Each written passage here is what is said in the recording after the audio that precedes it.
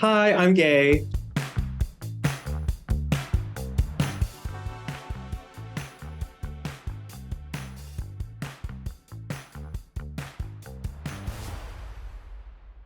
Hi, I'm gay. I'm Eric Sedeño. My username is Rico Taquito. That's how a lot of people know me. But sadly, my name really isn't Rico, it's Eric. I am 27 officially because it's Virgo season and I just had my birthday. And I started making videos about 3 years ago on TikTok, and it's kind of built up into what my social media following is today. And I think a lot of it is just me being happy and me being out and me being myself. I used to play Xbox, and my Xbox name was Rico Taquito. So I kind of just like was like, I'm bringing it back, and I don't know why, but it's like it's my alter ego, I guess. It's like part of my identity at this point. Like I don't know why. Literally, I never thought I'd have an audience like this. Like I never thought I would get to be this person. I like really never saw it for myself. But I mean, I'm really grateful it happened. I think that it for me happened really suddenly. Um, I've told this story a million times, but I had just gone through a breakup. Like this guy had just broken up with me, and he did it right before I moved. So I like got broken up with. I moved into a new apartment. I cut all my hair off and grew a mustache. And then I was like on TikTok making videos just randomly.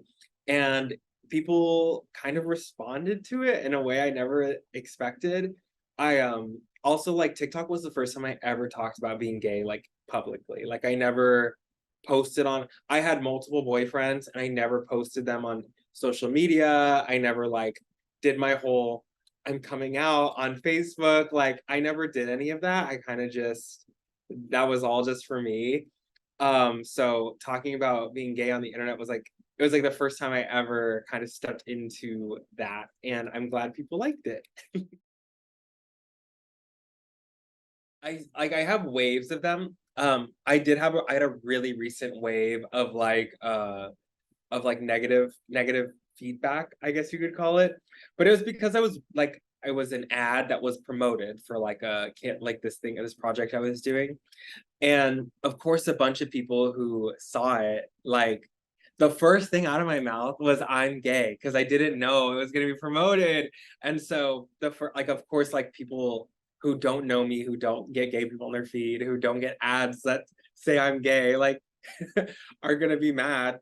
And honestly, I think that I would have taken on the weight of all those like negative comments like a year ago. It would have hit me so hard like that all these people were saying all these crazy things, but I know myself and I know my worth and I know who I am, and like no one no like person can take that away from me. And also I just stopped reading the comments. Like I knew what people I read a few of what people were going to say. It affected me for half a day. I got a good meal and a nice night's sleep, and I woke up and I was like, I don't have to give a like I really don't. And I don't like I don't know. I think that it's like different, of course, when like someone says it to your face. But if it's online and I don't have to look at it and I don't know you, then I don't care. And like I think the best thing you can do in terms of like getting hate is just like truly not give a like don't look at it, don't care, don't think about them. It's some sad person on their computer thinking they have some power over you.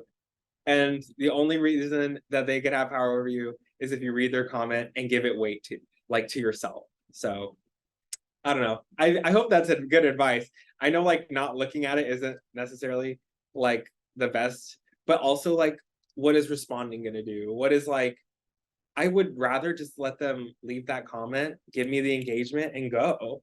Like, babe, good for you. You got it out. I don't really care.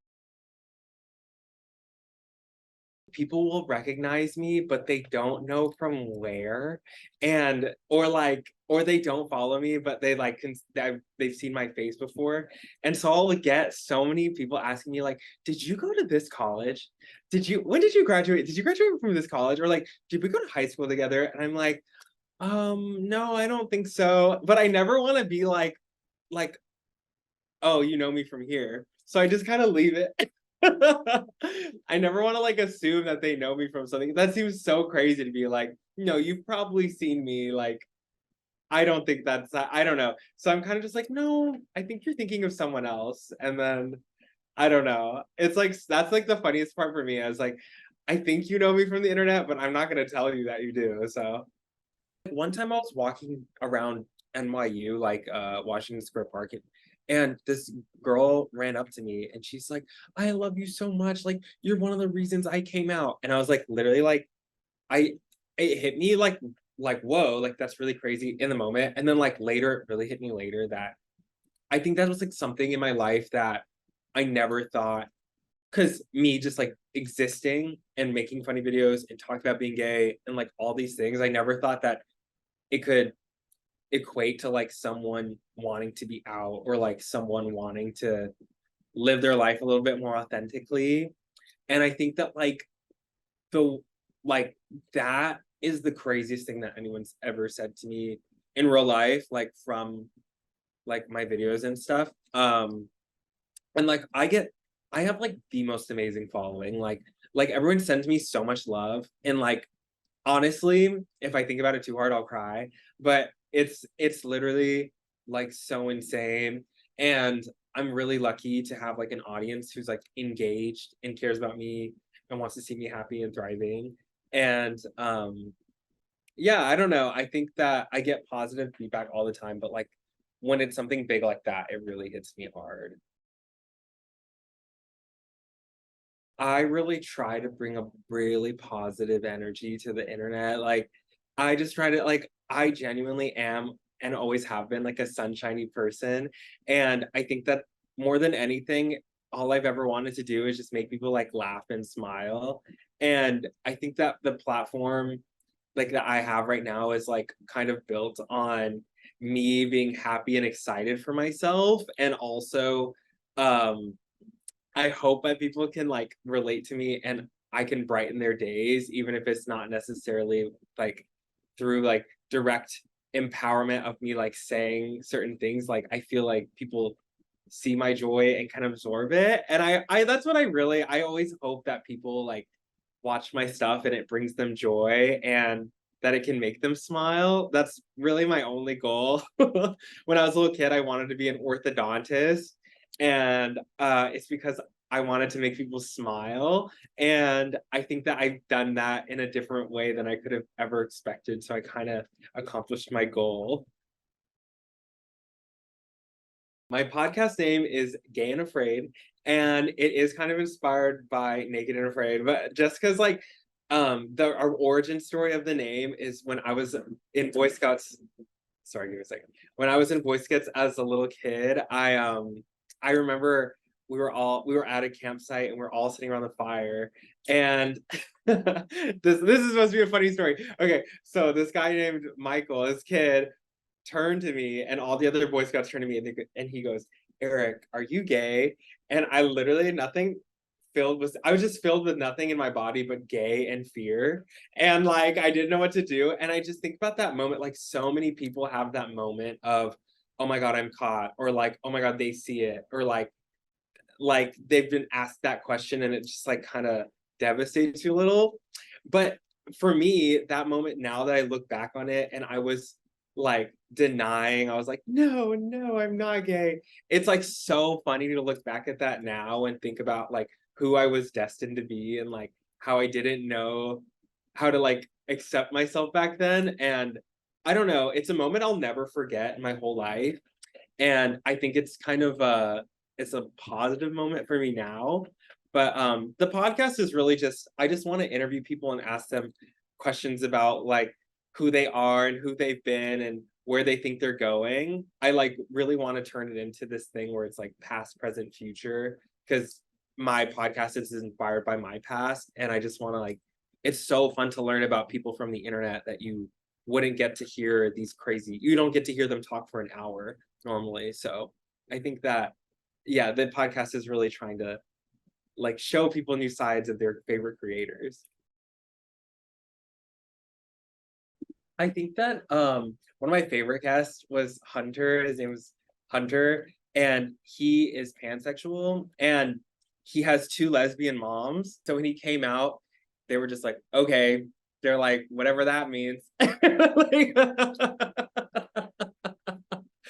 and they're like, but you're dating a girl. And he goes, yeah, but I like everyone. And I just think that I think it's like so funny that they were like confused about something. And I don't know. I just like love the way he told me about it. And it was just like he comes from like a cool like background of having two mothers. Like that is so fun. Like what a wonderful way to like grow up and be immersed in like not afraid of like being queer. So me coming out to my mom was me like I sat in a chair behind her, I started crying immediately. And she's like, she knew exactly what was coming. She's like, do I need to go get your dad? And I was like, yeah. And I was like, I'm gay. And my mom and dad were like, yeah, okay. Saw that one coming. I was also like so visibly like I was living my life as a gay person. And then I told them and they were like, yeah, I saw that one coming. But my favorite coming out story was like my best friend Bailey. She was like, I was visiting her. I was going to college, and when I came out to her, and I'll never forget. She's a reader. She reads like hundreds of books a year, like actually, and she just was telling me about this book she really loved. And I interrupted her and I was like, I can't hold this in anymore. Like, I have to tell you, like, I made out with a guy, I'm not straight. And she goes, okay, can I finish talking about my book? And I the way she was like, it didn't even phase her. She had no reaction. Like I needed like a big dramatic, like, like I didn't see that coming. And she was literally like, okay, can I finish talking about my book? And I weirdly am like so grateful for that energy because like I just knew nothing I could say would ever like tarnish our friendship. And I don't know, that was like the perfect way to just be like, okay, like, I don't know. And then coming on the internet, I think like TikTok was honestly the first time I openly talked about being gay. I think if you scrolled back on my Instagram, you could tell. But I think like the words like I'm gay never came out of my mouth until on the internet until TikTok. And I think that that's why I'm really grateful for it because it just like opened me up. It opened me up to like letting myself into the world more. Well, I like always kind of knew that my parents were gonna like love me no matter what. My mom has had gay friends in her life, like, and um, I think like for me, my family's religious. Like, my mom is Catholic. My grandpa was almost a priest. Like, Catholic, we went to church every Sunday, and I think that like the religion of it all got stuck in my head because a lot of people use religion as a reason to be hateful or like bigoted or you know what I mean? Even though God is like all loving and all accepting, like you still hate people. So I don't think that I think like I got hung up on the what ifs of it all.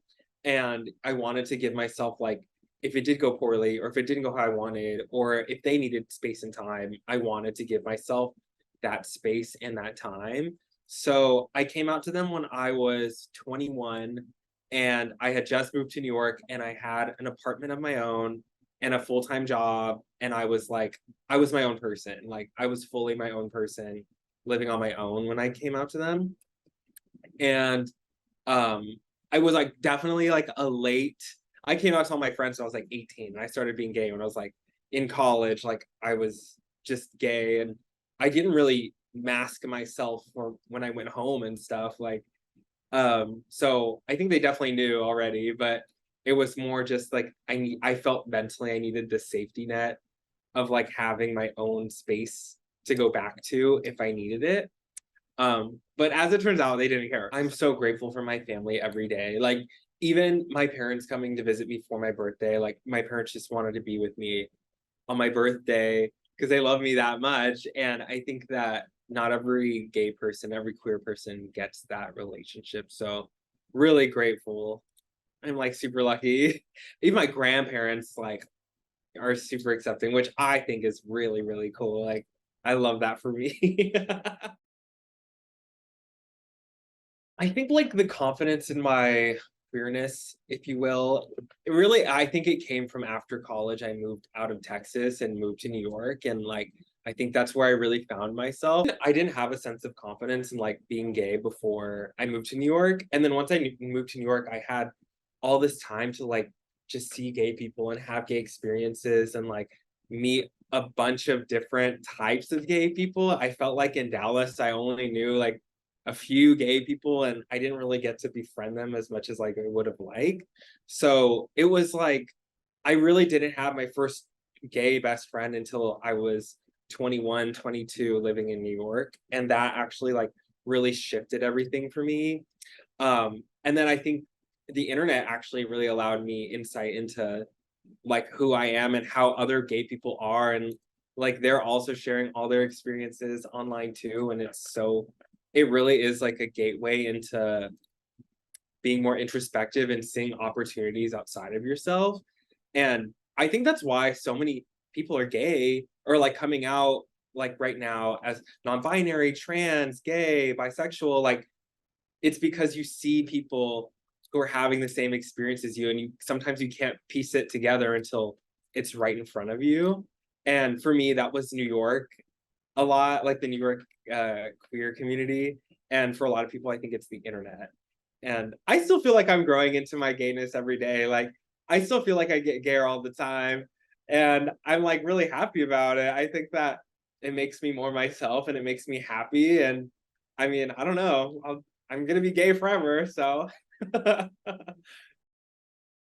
really excited about for the future is like queer families and like what they look like. And like obviously they've existed, but I feel like this next wave, like we're just gonna get like gayer and gayer. Like families are gonna like look so different. And I think that's really cool. Like that's really fun.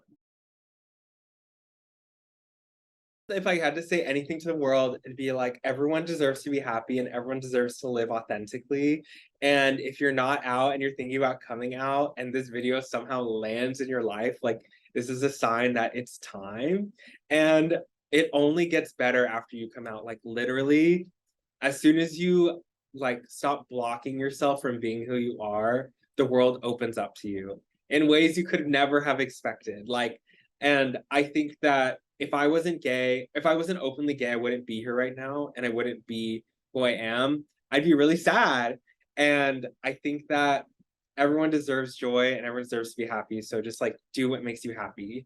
Chase the joy, chase the joy.